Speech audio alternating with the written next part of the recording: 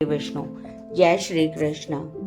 श्रीमद् भगवद गीता के 8वें अध्याय अक्षर ब्रह्म योग का महात्म्य। भगवान शिव कहते हैं, देवी अब 8वें अध्याय का महात्म्य सुनो। इसके सुनने से तुम्हें बड़ी प्रसन्नता होगी। लक्ष्मी जी के पूछने पर भगवान विष्णु ने उन्हें इस प्रकार अष्टम अध्याय का महात्म्य बतलाया था। दक्षिण में आमर्दपुर नामक एक प्रसिद्ध नगर है। वहां भाव शर्मा नामक एक ब्राह्मण रहता था, जिसने वेश्या को पत्नी बनाकर रखा था। वह मांस खाता, मदिरा पीता, श्रेष्ठ पुरुषों का धन चुराता, पराई स्त्री से व्याभिचार करता और शिकार खेलने में दिलचस्पी रखता था। वह बड़े भयानक स्वभाव का था और मन में बड़े बड़े हौसले रखता था। एक दिन मदिरा पीने वालों का समाज जुटा हुआ था। उसमें भाव शर्मा ने भरपेट ताड़ी पी, खूब गले तक उसे चढ़ाया। अतः अजीर्ण से अत्यंत पीड़ित होकर वह पाप आत्मा कालवश मर गया और बहुत बड़ा ताड़ का वृक्ष हुआ। उसकी घनी और ठंडी छाया का आश्रय लेकर ब्रह्म राक्षस भाव को प्राप्त हुए कोई पति पत्नी वहां रहा करते थे। उनके पूर्व जन्म की घटना इस प्रकार है।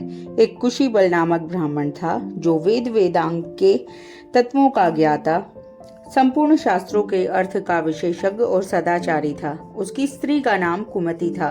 वह बड़े खोटे विचार की थी। वह ब्राह्मण विद्वान होने पर भी अत्यंत लोभवश अपनी स्त्री के साथ प्रतिदिन भैंस, कालपुरुष और घोड़े आदि बड़े दानों को ग्रहण किया करता था, परंतु दूसरे ब्राह्मणों को दान में मिली हुई कौड़ी भी नहीं देता था।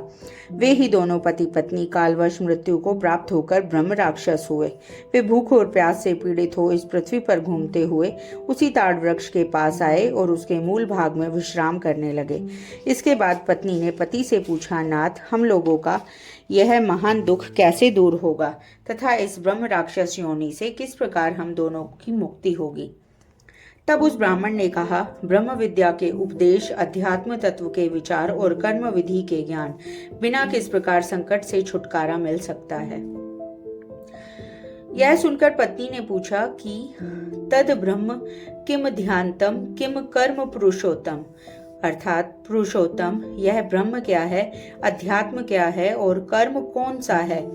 उसकी पत्नी के इतना कहते ही जो आश्चर्य की घटना घटित हुई उसको सुनो। उपर्युक्त वाक्य गीता के 8वें अध्याय का आधा श्लोक था। उसके श्रवण से वह वृक्ष उस समय ताड़ के रूप को त्याग कर भाव शर्मा नामक ब्राह्मण हो गया। तत्काल ज्ञान होने से विशुद्ध चित्त होकर वह पाप के चोले से मुक्त हो गया तथा उस आधे श्लोक के ही महात्म्य से वे पति पत्नी भी मुक्त हो गए। उनके मुख से दैवात ही 8वें अध्याय का आधा श्लोक निकल पड़ा था।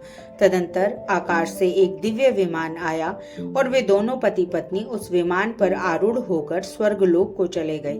वहां का यह सारा वृतांत अत्यंत आश्चर्यजनक था। उसके बाद उस बुद्धिमान ब्राह्मण भाव शर्मा ने आदर पूर्वक उस आधे श्लोक को लिखा और देव जनार्दन की आराधना करने की इच्छा से वह मुक्तिदायिनी काशीपुरी में चला गया। वहां उस उदार बुद्धि वाले ब्राह्मण ने भारी तपस्या आरंभ की। उसी समय क्षीर सागर की कन्या भगवती लक्ष्मी ने हाथ जोड़कर देवताओं के भी देवता जगतपति जनार्दन से पूछा, नाथ, आप सहसा नींद त्याग कर खड़े क्यों हो गए? तब श्री भगवान बोले, देवी, काशीपुरी में भागीरथी के तट पर बुद्धिमान ब्राह्मण भाव शर्मा मेरे भक्ति रस से परिपूर्ण होकर अत्यंत कठोर तपस्या कर रहा है। वह अपनी इंद्रियों को वश में करके गीता के 8वें अध्याय के आधे श्लोक का जप करता है। मैं उसकी तपस्या से बहुत संतुष्ट हूँ। बहुत देर से उसकी तपस्या के अनुरूप फल का विचार कर रहा था। प्रिय, इस समय वह फल देने को मैं उत्कंठित हूँ। पार्वती जी ने पूछा, भगवान, श्री हरि सदा प्रसन्न होने पर भी जिसके लिए चिंतित हो उठे थे, उस भगवत भक्त भाव शर्मा ने कौन सा फल प्राप्त किया? तब महादेव बोले, देवी, द्विज श्रेष्ठ भाव शर्मा प्रसन्न हुए भगवान विष्णु के प्रसाद को पाकर आत्यंतिक सुख मोक्ष को प्राप्त हुआ तथा उसके अन्य वंशज भी जो नरक यातना में पड़े थे, उसी के शुद्ध कर्म से भगवत धाम को प्राप्त हुए। पार्वती, यह 8वें अध्याय का महात्म्य थोड़े से ही तुम्हें बताया है। इस पर सदा विचार करते रहना चाहिए। जय श्री हरि विष्णु। श्री परमात्मा ने नमः। 8वें अध्याय का हिंदी पाठ। इस प्रकार भगवान के वचनों को ना समझकर अर्जुन बोले, हे पुरुषोत्तम, जिसका आपने वर्णन किया वह ब्रह्म क्या है, अध्यात्म क्या है, कर्म क्या है और अधिभूत नाम से क्या कहा गया है, आदिदेव नाम से क्या कहा जाता है। हे मधुसूदन, यहाँ अधियज्ञ कौन है और वह इस शरीर में कैसे है, और युक्त चित्त वाले पुरुषों द्वारा अंत समय में आप किस प्रकार जानने में आते हो।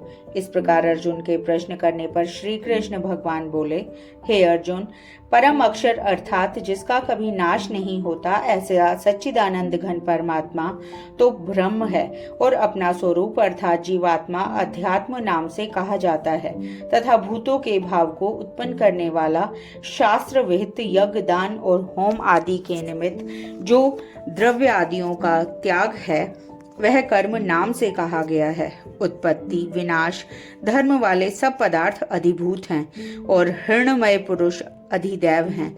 और हे देहधारियों में श्रेष्ठ अर्जुन, इस शरीर में मैं वासुदेव ही विष्णु रूप से अधियज्ञ हूँ, और जो पुरुष अंतकाल में मेरे को स्मरण करता हुआ शरीर को त्याग कर जाता है वह मेरे साक्षात स्वरूप को प्राप्त होता है।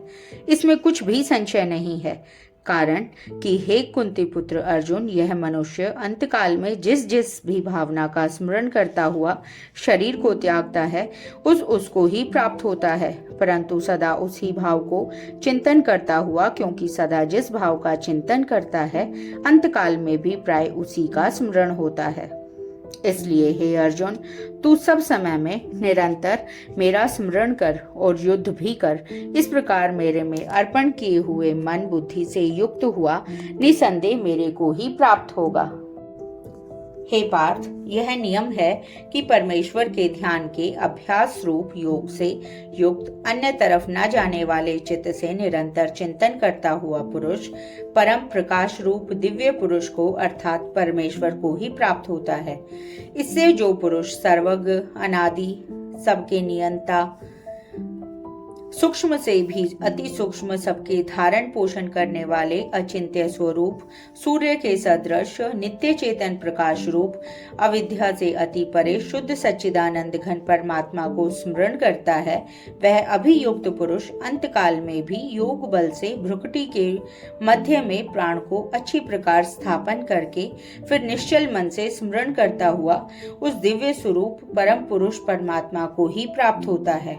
हे अर्जुन, वेद के जानने वाले विद्वान जिस सच्चिदानंद घन रूप परम पद को ओमकार नाम से कहते हैं और आसक्ति रहित यतनशील महात्मा जन जिसमें प्रवेश करते हैं तथा जिस परम पद को चाहने वाले ब्रह्मचर्य का आचरण करते हैं, उस परम पद को तेरे लिए संक्षेप में कहूंगा। हे अर्जुन, सब इंद्रियों के द्वारों को रोककर अर्थात इंद्रियों को विषयों से हटाकर तथा मन को हृदय में स्थिर करके और अपने प्राण को मस्तक में स्थापन करके योग धारणा में स्थित हुआ जो पुरुष ओम ऐसे इस एक अक्षर रूप ब्रह्म को उच्चारण करता हुआ और उसके अर्थ स्वरूप मेरे को चिंतन करता हुआ शरीर को त्याग कर जाता है, वह पुरुष परम गति को प्राप्त होता है।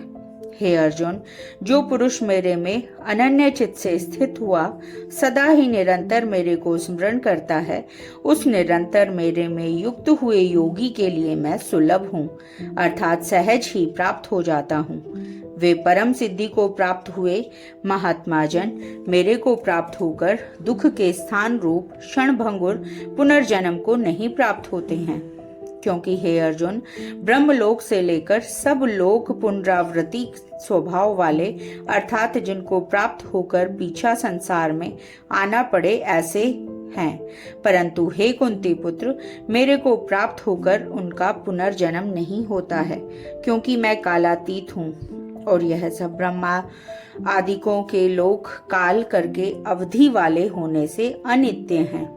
हे अर्जुन, ब्रह्मा का जो एक दिन है उसकी 1000 चौकड़ी युग तक अवधि वाला और रात्रि की भी 1000 चौकड़ी युग तक अवधि वाला जो पुरुष तत्व से जानते हैं अर्थात काल करके अवधि वाला होने से ब्रह्मलोक को भी अनित्य जानते हैं। वे योगी जन काल के तत्व को जानने वाले हैं, इसलिए वे यह भी जानते हैं कि संपूर्ण दृश्य मात्र भूतगण ब्रह्मा के दिन के प्रवेश काल में अव्यक्त से अर्थात ब्रह्मा के सूक्ष्म शरीर से उत्पन्न होते हैं।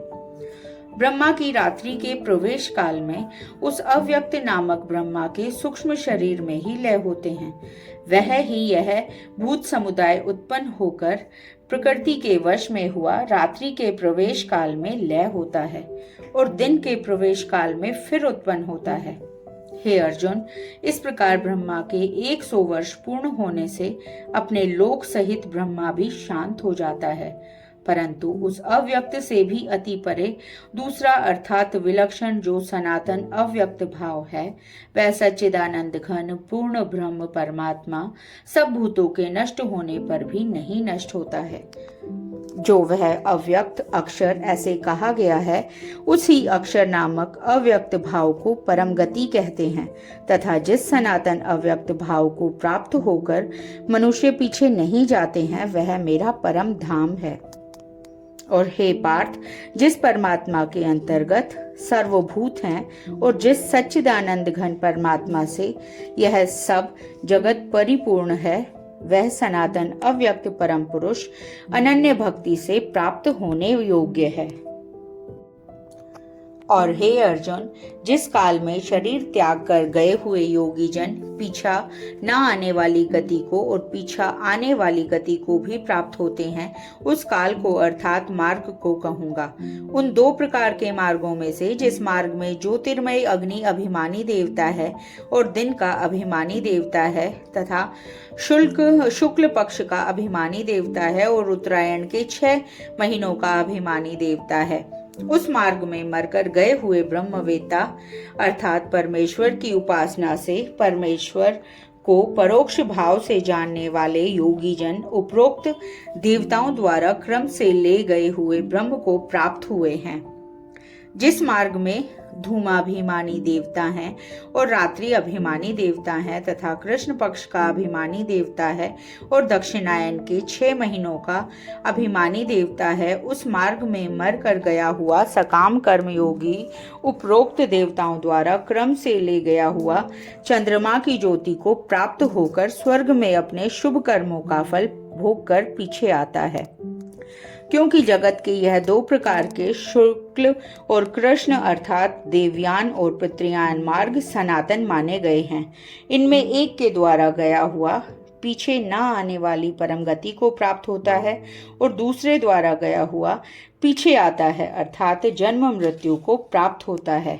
हे पार्थ, इस प्रकार इन दोनों मार्गों को तत्व से जानता हुआ कोई भी योगी मोहित नहीं होता है, अर्थात फिर वह निष्काम भाव से ही साधन करता है, कामनाओं में नहीं फंसता। इस कारण हे अर्जुन, तू सब काल में समत्व बुद्धि रूप योग युक्त हो और निरंतर मेरी प्राप्ति के लिए साधन करने वाला हो, क्योंकि योगी पुरुष इस रहस्य को तत्व से जानकर वेदों के पढ़ने में तथा यज्ञ तप और दान आदि को करने में पुण्य फल कहा गया है, उस सब को निसंदेह उल्लंघन कर जाता है और सनातन परम पद को प्राप्त होता है। इति श्रीमद् भगवद गीता रूपी उपनिषेद एवं ब्रह्म विद्या तथा योग शास्त्र विषयक श्री कृष्ण और अर्जुन के संवाद में अक्षर ब्रह्म योग नामक 8वां अध्याय। जय श्री हरे विष्णु।